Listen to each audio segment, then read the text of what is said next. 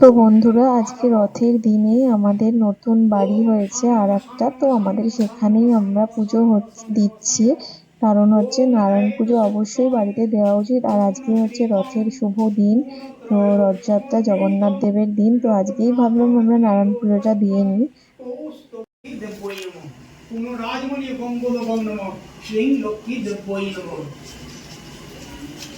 ওম একদন্তং মহাকায়ং কোটি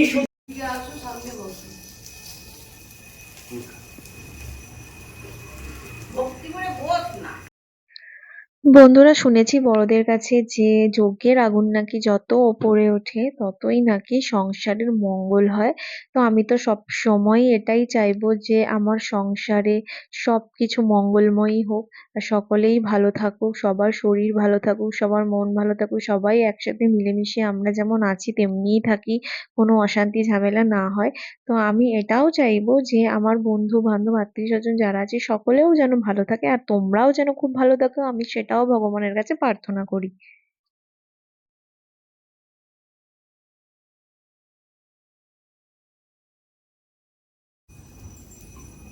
ওম শান্তি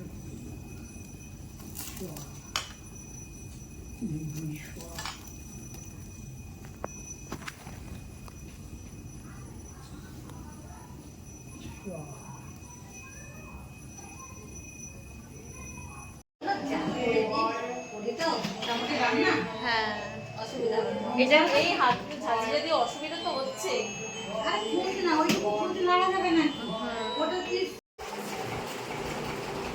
তো বন্ধুরা, আমাদের পুজো কমপ্লিট হয়ে গেছে। এবার আমরা খেয়ে নেব হচ্ছে দুপুরবেলার খাবার। দুপুরবেলা হয়েছিল খিচুড়ি, পাঁপড় ভাজা, আলুর দম, মিষ্টি, চাটনি এইসবই।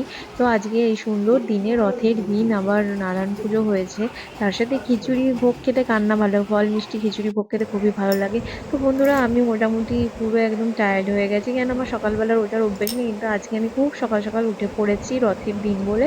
তো পুজো বাড়িও আছে সেই কারণে। তো আমি হাঁপিয়ে গেছি আর আমার ভালো লাগছে না, এবারে আমি একটু রেস্ট করবো। তো বন্ধুরা, তোমরা খুব খুব খুব ভালো থেকো। আর আমার ভিডিওটা কেমন লাগলো প্লিজ এটা তো বলো। সবাই মিলে বলো জয় জগন্নাথ।